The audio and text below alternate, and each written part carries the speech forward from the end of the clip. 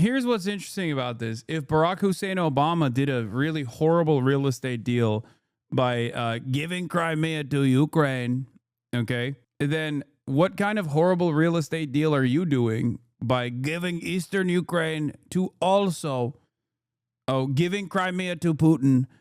Then aren't you doing the same thing, but even worse? President Trump making major progress toward peace and high-stakes talks with Ukrainian President Zelensky and European leaders in the Oval Office yesterday. Look at that picture. President Trump also confirming a meeting between Russian President Putin and Zelensky is in the works before he hopefully meets them together. And joining us now on the phone with more details, the President of the United States, the 45th and 47th President Donald J. Trump. Mr. President, thanks so much for joining Fox and Friends this morning.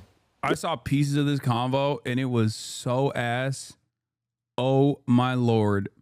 It is, I would say you're not ready for this. It's going to be worse than your expectations. Whatever you were expecting, this is going to look like, I promise you, it's going to be worse. Good okay, morning. get ready. That's quite a crew. That's quite a crew. Well, Mr. President, the whole world was watching yesterday as you got leaders from the European Union, NATO, as well, from all over the world.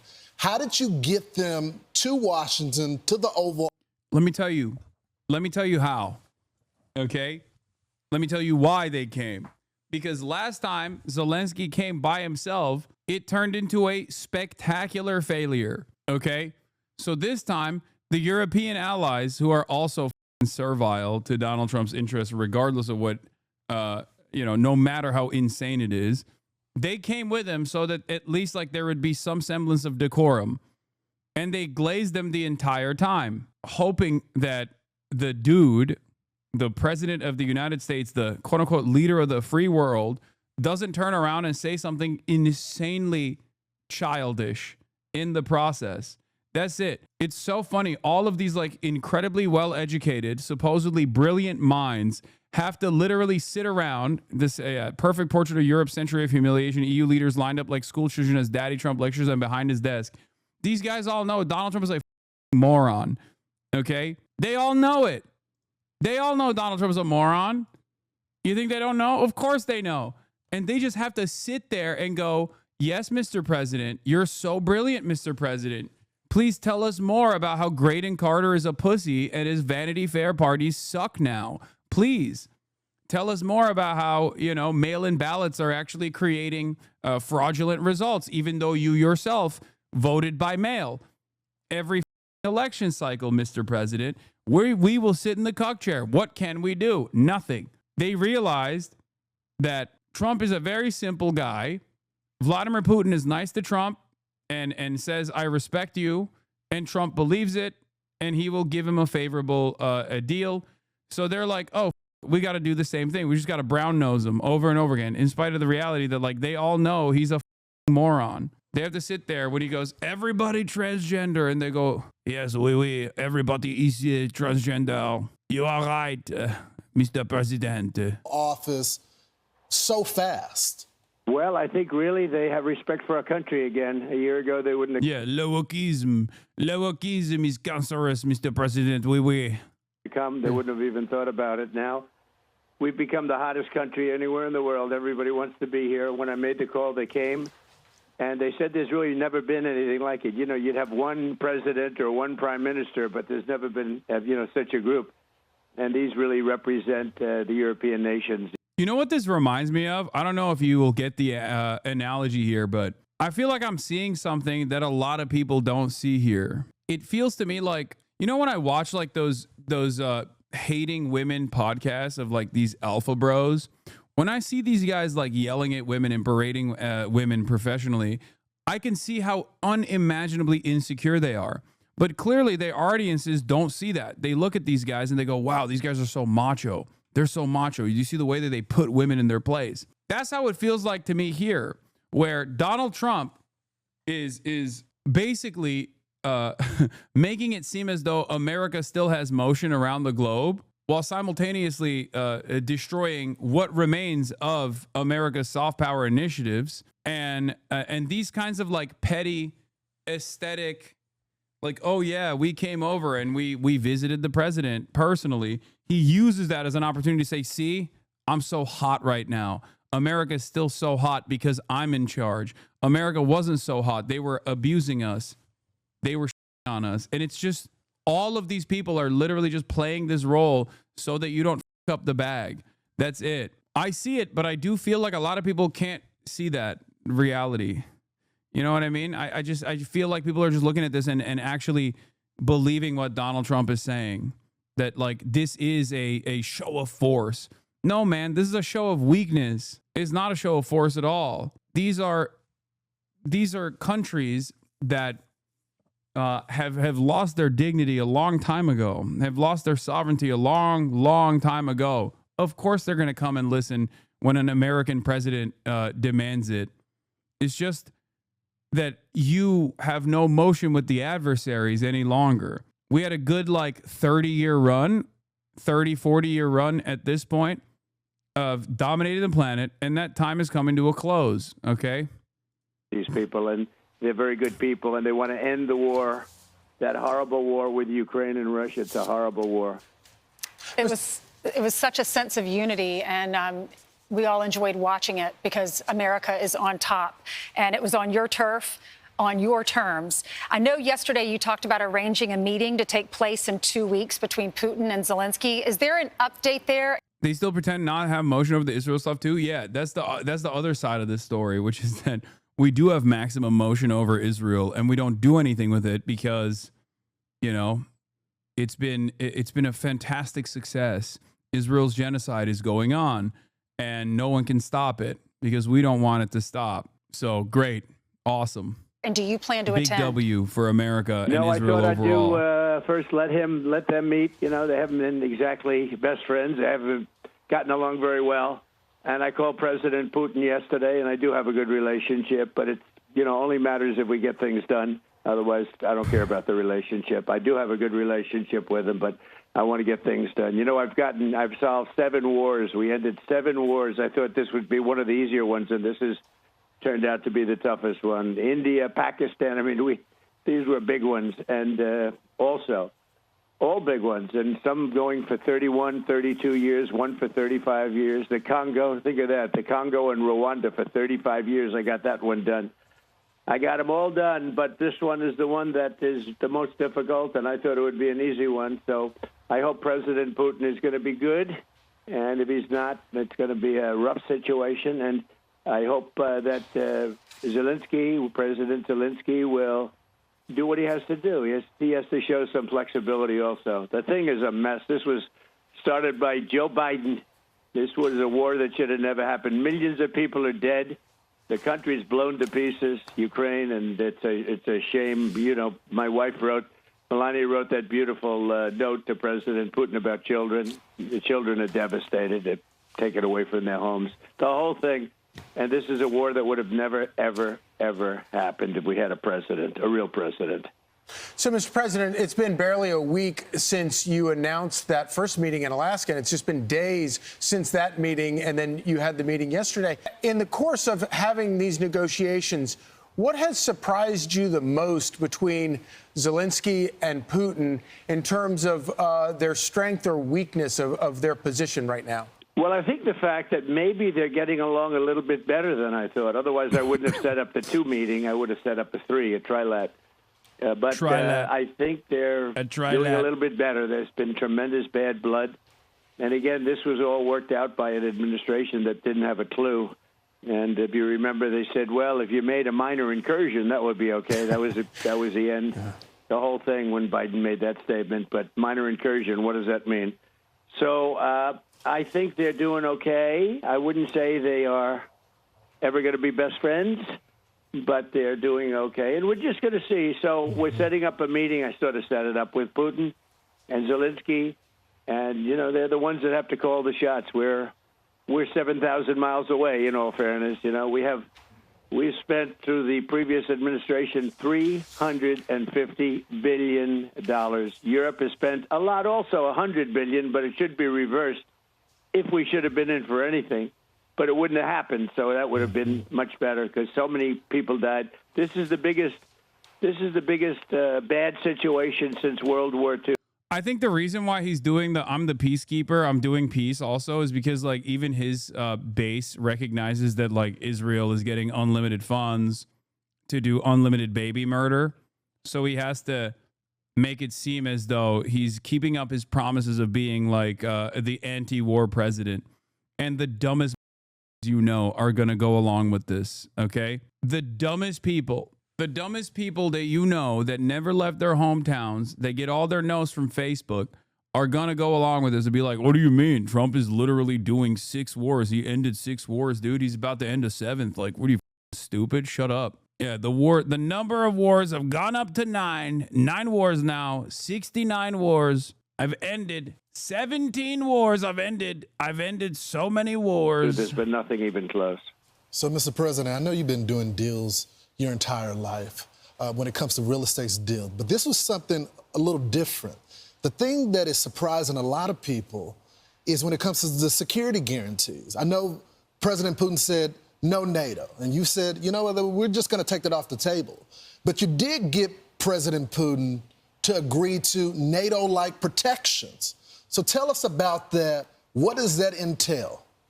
Well, the war really started over NATO and Crimea.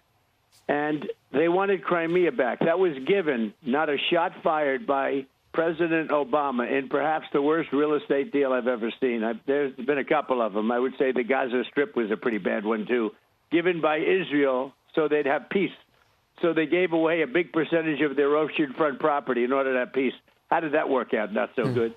And Crimea is the apple of Ukraine. I mean, it's so beautiful. And Obama gave it away. Nobody ever mentions that. If I ever did that, the fake news would be, they would be writing about me day and night for years. He gave it away. He demanded that they let it go. And Russia came in and took it, just took it like from a candy from a baby. And it was really Obama's, not really, I mean, that was pure and simple, Obama's fault. What a terrible thing he did to that country. And so they lost their heart. They lost the heart and soul of the Ukraine 14 years ago, whatever it might be. And it was so unnecessary to do that. And that's when it really began, when Obama gave it away. And then you had a lot of other events, but you have, tremendous hostility. The people of Ukraine were mortified when that took place. That really began a lot of hatred when they gave it. And they didn't have to. Not a shot was fired. They just took over the most valuable piece and the biggest piece in the sense of, and surrounded on 4 sides by ocean, just a little passage to get you back onto the mainland. The most beautiful piece of property you've ever seen as a real estate developer. I look at it, I said, why the heck did he do that to them? And so there's great hostility, and maybe rightfully so. But one thing was NATO. They went in. They said, we want you. We want to get Crimea back. This was at the beginning. Now, Putin, in all fairness to him, he made a good deal. He got it from Obama. But they said, we want it back. And that was not exactly well received because it was like 12 years before. That's where Russia has its submarine base. And, that's been there long before Putin. They've been there for a long time. But long before Putin. And the other thing they said is, we want to be a member of NATO. Well, both of those things are impossible because, again, long before Putin, it was a no-no by Russia or the Soviet Union or anything you want to call it. Sort of a similar thing as it gets larger, but very similar. But it was always a no-no. You could not. Russia said, we don't want the so-called opponent or the enemy, let's use that term, we don't want them on our border. And they were right. They were okay. And yet they went in and they asked, with the United States, they said, put us into NATO. And everybody knew you just can't do that. They would never have agreed to it. This is before Putin. This is long before Putin. It was just a no-no. It was something that was never going to happen. So they asked for it, and they shouldn't have asked for it because it was, very insulting thing. Now, they could have asked for many other things. But the other thing they wanted to do is getting Crimea back, and, that was given. They had built, they were expanding everything and spending a lot of money, all because Barack Hussein Obama gave it away in one of the dumbest real estate deals I've ever seen. Mr. President, but you got the Article 5 protections, though. So Here's what's interesting about this. If Barack Hussein Obama did a really horrible real estate deal by giving Crimea to Ukraine, okay, then what kind of horrible real estate deal are you doing by giving Eastern Ukraine to also giving Crimea to Putin? Then aren't you doing the same thing? But even worse, I'm giving Eastern Ukraine to Putin. I'm going to outdo Barack Obama. So much of this is literally just like, it's bad when they do it. It's good when I do it. When I do it, I'm doing it. When I do it, I'm doing it as an investment for peace. When they do it, they're doing it because they're pussies and cowards. Also, what does he think is going to happen in the aftermath of this? Like, there is going to be a legal recognition of Crimea as a part of Russian territory. That's what Trump is spelling out here. So he's basically signing it off. So I don't even understand what he means by this when he's like, Barack Obama gave Crimea a bad real estate deal, very bad, not good. Ukraine. So they're not going to be a part of NATO, but you still got them the same protection. We're not, so they're not going to be a part of NATO, but we've got the European. It just reminds me of like when Donald Trump was being prosecuted for withholding like classified intelligence and refusing to cooperate with the authorities. And then there was a subsequent independent investigation that took place with Mike Pence and Joe Biden, who had also taken some documents, right? But they did cooperate with the authorities immediately. And he turned around and was like, Joe Biden should go to prison. He took away documents. He should go to prison. Me? I'm being persecuted. I should never be in prison. You should be in prison for saying I should go to prison. Like, so much of Republican politics at this stage has basically gotten to, it's good when I do it, it's bad when they do it, and they should be punished for doing the same thing that I'm doing, if not the worst version of the same thing that I'm doing. I'm doing a much worse version of it, but they should be punished, and I'm actually good. I'm actually good for doing it. You should like that I'm doing it. That's it. Whether it be with Russia, whether it be with Israel, it's just everything. Nations, and they'll front load it, and they'll have some of them, France and Germany, a couple of them, UK. They want to have boots on the ground. Not in. I don't think it's going to be a problem, to be honest with you. I think Putin is tired of it. I think they're all tired of it. But you never know. We're going to find out about President Putin in the next couple of weeks. That I can tell you, and we're going to see where it all goes. It's possible that he doesn't want to make a deal. I always said. You interviewed me, Lawrence, and I think Charlie also. Lawrence, I hate to tell you, Charlie was about the first. What is this? Why is everyone so upset that he gives all this historical context? He's doing the same thing that Hasan does, just to a larger audience. You kind of do the same about how every time there's a global event, you explain all this historical context just like Trump does. You think Trump is explaining historical context? You think Trump knows the historical context of anything? Also, Trump is not a political commentator. He is the president who said, you went to a Diddy party, 59 months up. He's just bored. He wants me to pay attention to him. That's person in the world to endorse me. He endorsed me about a year before I ran. And that's why he called me this morning, sir, would you do an interview?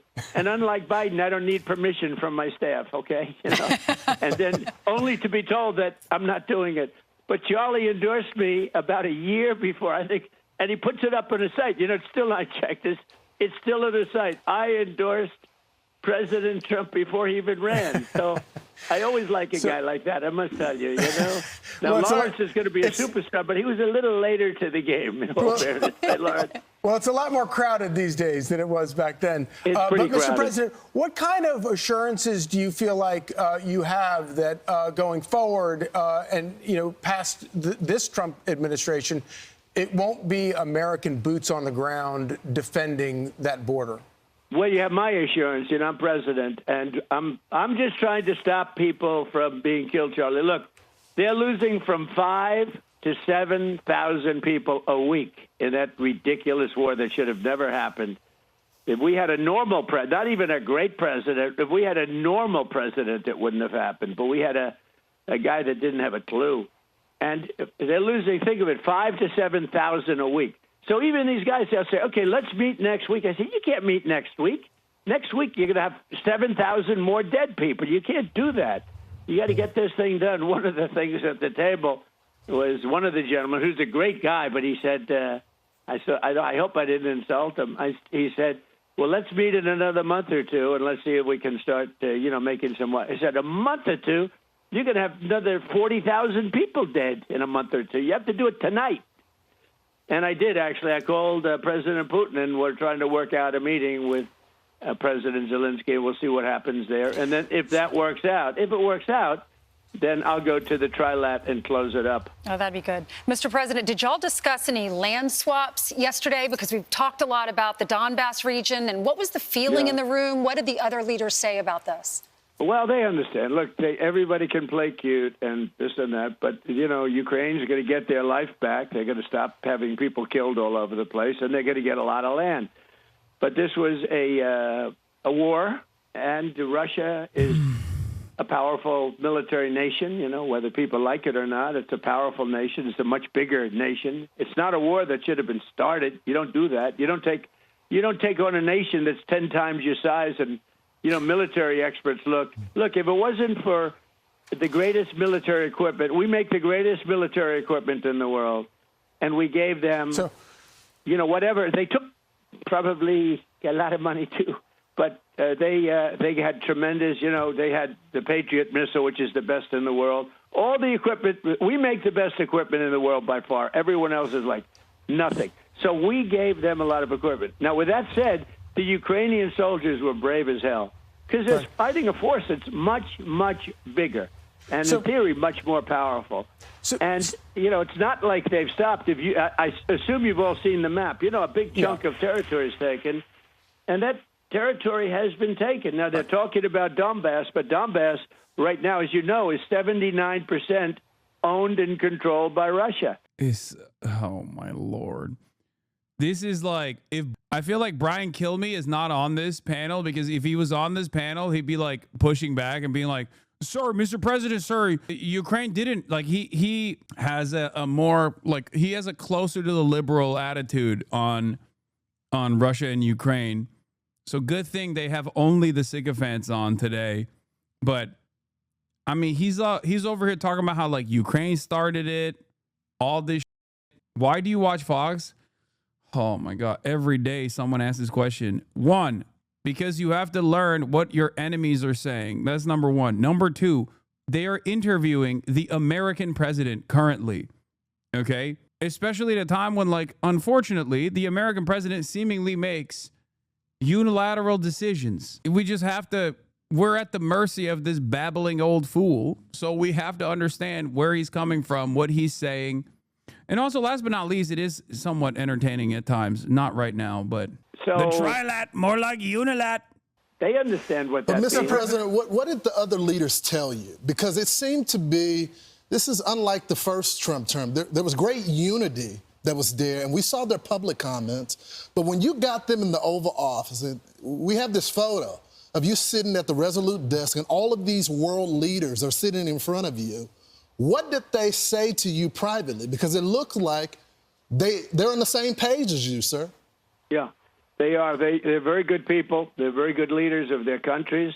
And they want to get back to leading their country. They're consumed far more with this than we are because they're right there. We have an ocean that's separating us, right? Thing called an ocean, a big, beautiful ocean. And they don't. They're right there. So they have to. That's a different kind of a thing for them. When it comes to security, they're willing to put people on the ground. We're willing to help them with things, especially probably if you could talk about by air, because nobody has the kind of stuff we have. Really, they don't have. But I don't think it's going to be a problem. I think if a deal is made, famous last words, right? But I think if a deal is made, I think Russia's had it. They've all had it. And for a very extended period of time, I don't think there'll be a problem. But there'll be some form of security. It can't be NATO because that's just not something that would ever happen. They couldn't do that. So who would want that? I mean, if you were Russia, who would want to have your enemy, your opponent, sitting on your line? You don't do that. So it was always thought that Ukraine was sort of a buffer between Russia and the rest of Europe. And it was a big, wide buffer. Everything worked out well until Biden got involved.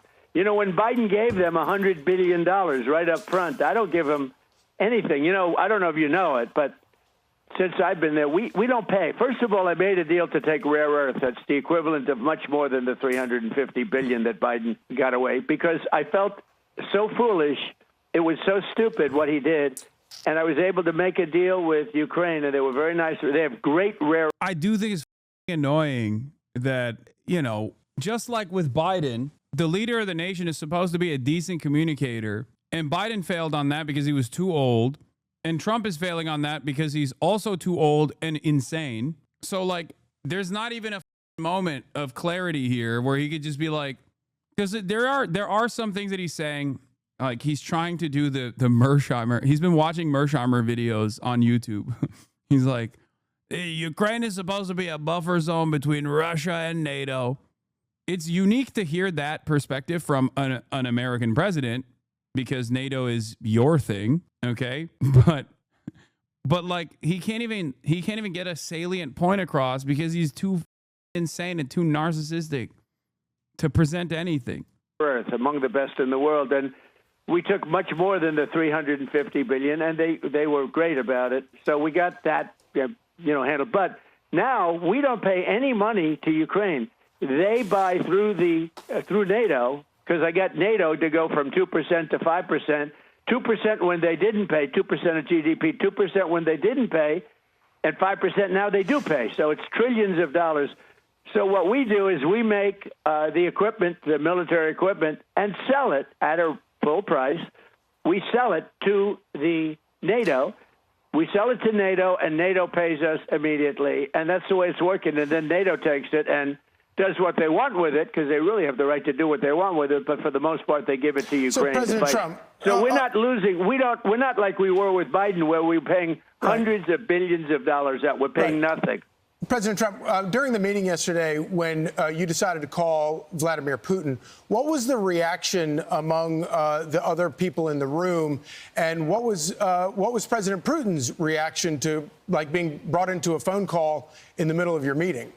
Well, I think they expected it. I didn't do it in front of them. I thought that would be disrespectful to President Putin. I wouldn't do that, because they have not had the warmest relations. And actually, President Putin wouldn't talk to the people from Europe. I mean, that was part of the problem. They had no communication.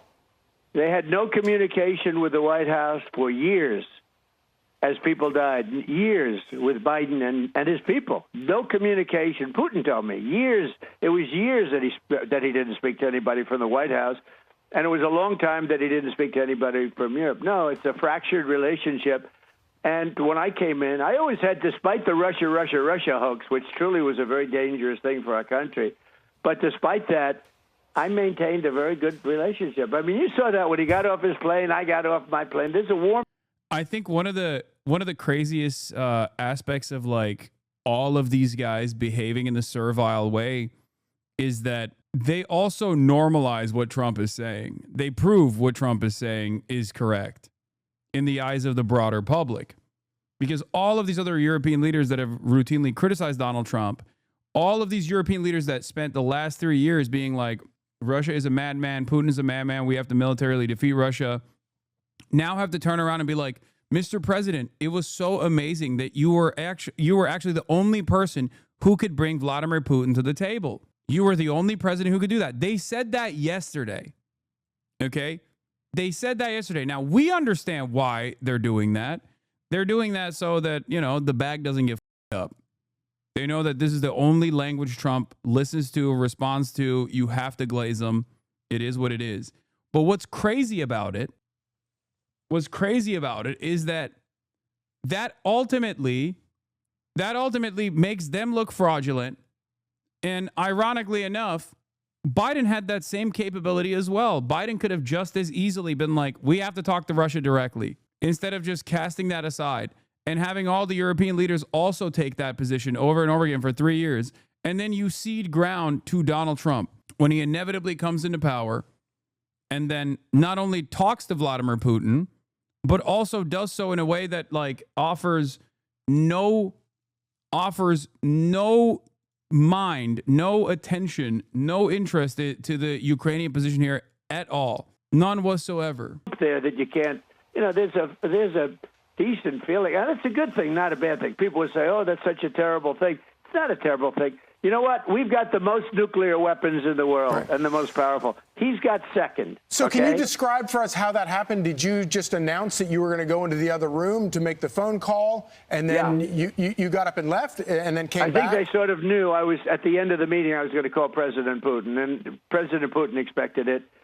And he was there. Now, by the time I called him, it was 1 o'clock in the morning in Russia. Russia's a big place. They have 11 time zones, I believe, 9 or 11, but I think it's 11. But, think Mr. of it, President, 11 time zones. That's a lot of time zones. So it was late. It was like 1 o'clock in the morning, but he picked it up very happily. He's sure he works very hard, like we all do. And we had a very good call. And I told him that we're going to set up a meeting with President Zelensky, and you and he will meet, and then after that meeting, if everything works out, okay, I'll meet and we'll wrap it up. But it takes in this case 2 to tango. They have to have somewhat of a relationship. Otherwise, we're just wasting a lot of time. I don't want to be doing that I just want to end it. I want to end it. We're not losing American lives. We're not losing American soldiers. We're losing Russian and Ukrainian, mostly soldiers. Some people, as missiles hit wrong spots or get lobbed into cities like Kiev and towns.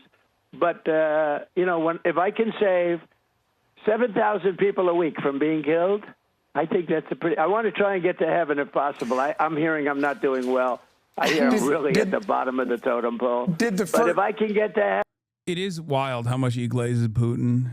Like, it's truly, it makes, it shocks me. I'll be honest. Like, he does not have this level of respect for anybody, dude. It is crazy. It's not necessarily a bad thing to show respect to a foreign adversary, especially if you're pursuing the path of peace. But if you're a guy like Donald Trump and you're constantly undermining, bullying every single person around you, all of our foreign allies, and then you only have this kind of glaze for foreign adversaries, it is interesting. It also doesn't make sense because, like, it's not like he's changing.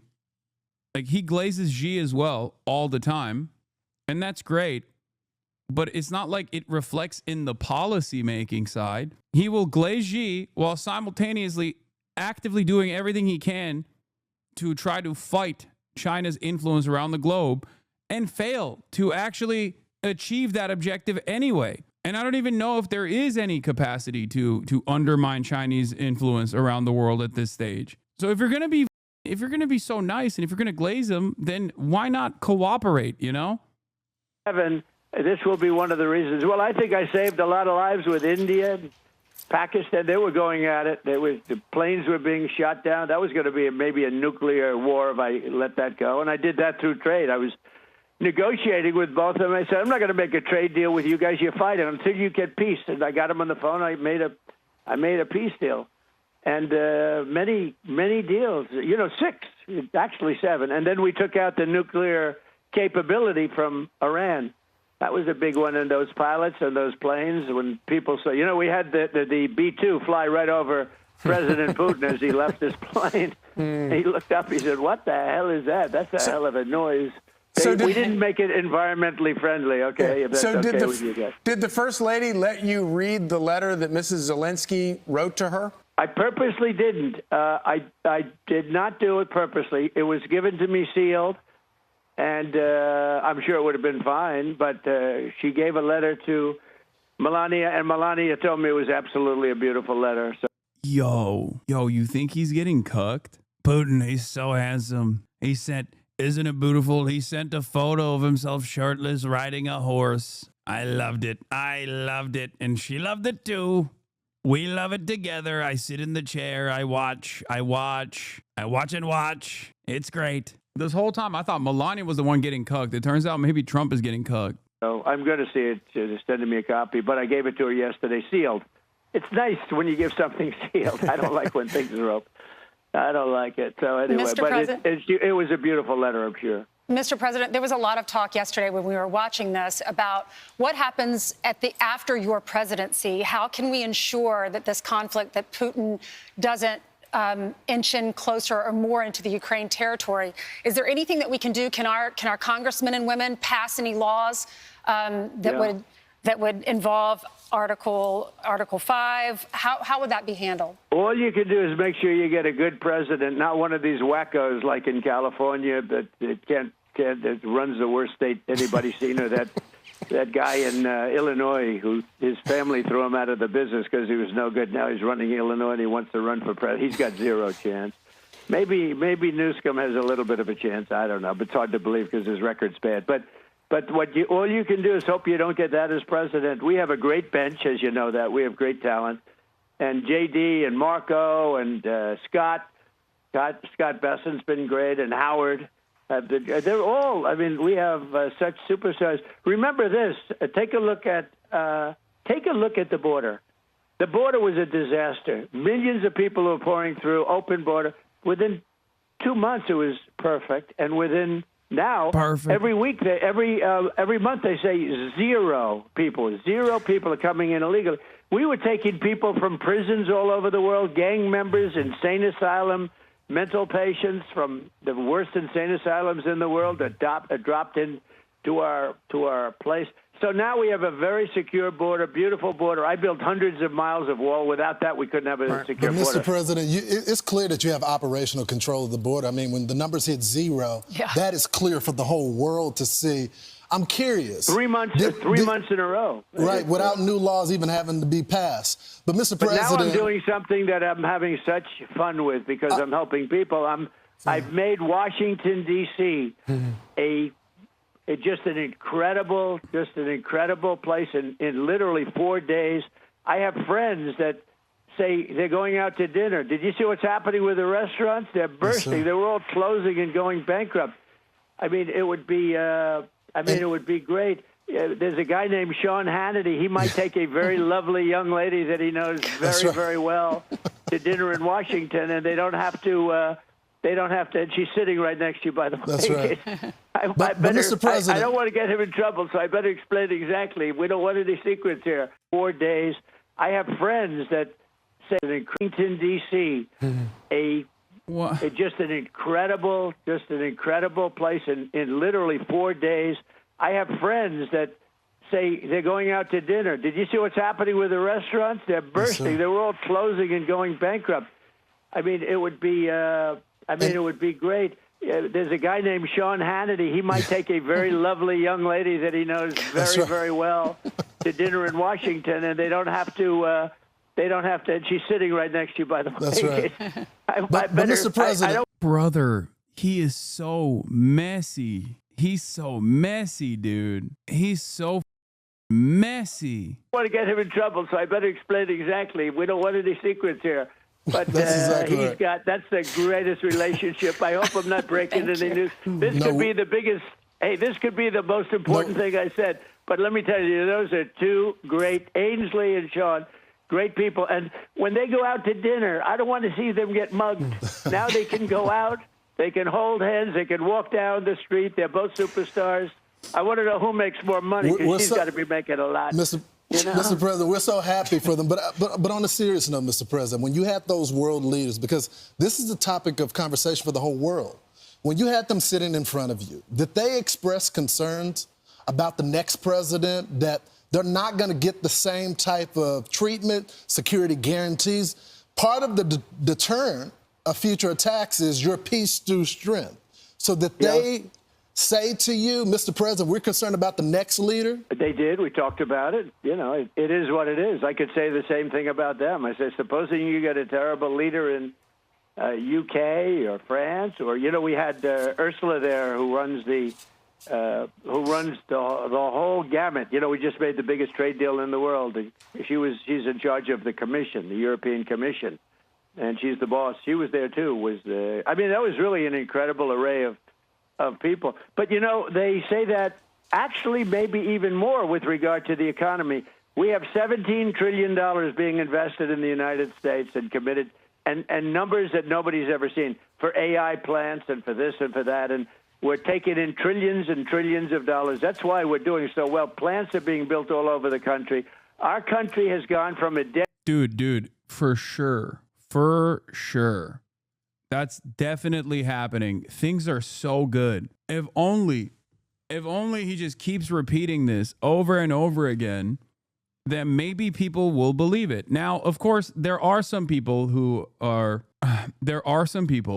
do believe it. Those people are insane. It's a cult. But I think this will consistently diminish the number of people in Trump's base, like the Trump loyalists. It's virtually impossible for them. To not recognize. Drop that Addy, bro. What? Listening to Trump is one thing, but if your wallet is hurting, you're going to feel that, okay? And as long as Trump keeps saying, "Oh, it's so good, it's so good. So many incredible opportunities for Americans to work like good paying manufacturing jobs." If it doesn't happen, and people are eventually going to go, "All right, dude, you lied to me." And every day, there is always going to be another person that decides for one reason or another that this is not working for them. Head country 1 year ago with a You cannot, just like the Brandon administration tried, you can't just like wish cast away the impact of inflation or the impact of not having viable, well-paying job opportunities. You can't do that. This country in the world. And every one of those people said it yesterday. They said, in 6 months, you made this the hottest country in the world that we are. We have $17 trillion coming in. And they said, well, what happens if you're no longer president and somebody comes in and cancels the tariffs that we've invested hundreds of billions of dollars in building these plants, and now you have some anti-business person come in? I said, well, life is full of nasty little surprises, but I don't think it's going to happen. We have a great bench. And the bench is really talented. You see a lot of the people, and I think you're going to get great people in government. Well, President Trump, we want to thank you so much for joining us this morning. We know that you have lots of other wars around the world that you need to end, and that's more important than anything. So we appreciate you joining us this morning. No, thank you very much, Mr. Charlie. Thank you so much. Thank you. It's so funny he does not want J.D. Vance to be president. Yeah, that's going to happen regardless, though, whether he wants it or not. I mean, it might not.